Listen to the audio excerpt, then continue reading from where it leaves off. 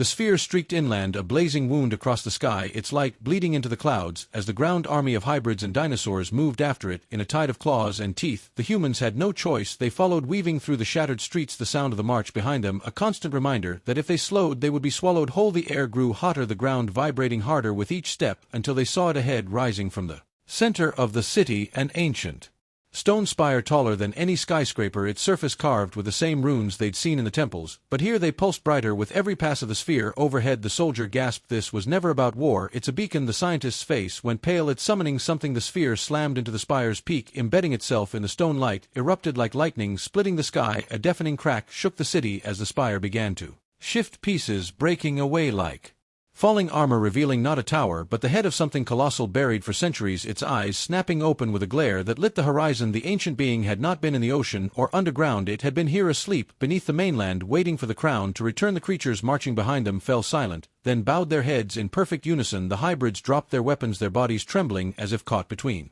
obedience and fear. The treasure hunter felt the whisper roar inside his mind, louder than ever, until it became his own thoughts. "You will finish what was started." He stumbled forward, unable to resist his hands rising toward the sphere, but the scientist grabbed him, yelling that if he touched it the world was gone. The soldier pulled his sidearm, aiming at the sphere, but the treasure hunter knocked it away, screaming that they didn't understand, and then the ancient being's mouth opened, revealing not teeth, but a blinding vortex, pulling air and debris upward. The streets tore apart, cars lifted like toys, people screaming as they were dragged toward it. The soldier dove for the gun again. The scientist grabbed a piece of twisted rebar, hurling it at the sphere. The moment it struck, the light flared white hot, and then shattered into 1,000 shards that sliced through the air, each shard hitting a creature and turning it to dust. The hybrids howled in pain, collapsing. The dinosaurs screamed, thrashing as their bodies crumbled into ash. The ancient being let out a sound like the end of the world, the ground splitting beneath it as its massive form began to sink back into the earth. The treasure hunter fell to his knees, clutching his head, the whisper gone, leaving only silence and the cold wind that swept through the dead city. The scientist and soldier stood among the ruins, the air thick with drifting ash, the spire now nothing but cracked stone and rubble. The treasure hunter looked up at them, eyes empty, and said quietly, "It's over." But the soldier shook his head, pointing toward the horizon where the clouds were turning gold again, not from the sun, but from something moving just beyond sight. The scientist whispered, "No, it's not." And then far away a roar rolled across the land, deep enough to shake their bones, the kind of roar that meant the crown was not the only one.